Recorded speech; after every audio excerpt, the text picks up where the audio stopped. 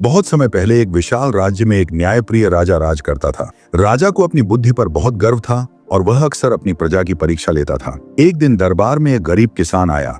उसके कपड़े फटे पुराने थे, लेकिन उसकी आंखों में आत्मविश्वास चमक रहा था। उसने राजा से विनम्रता से कहा, महाराज, मैंने सुना है कि आप दुनिया के सबसे बुद्धिमान राजा हैं। क्या आप मेरी एक चुनौती स्वीकार करेंगे?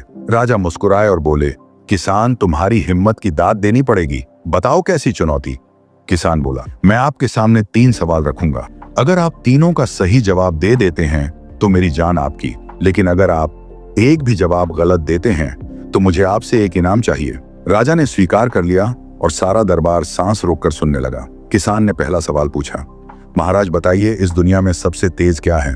राजा मुस्कुराए और बोले, विचार सबसे तेज है।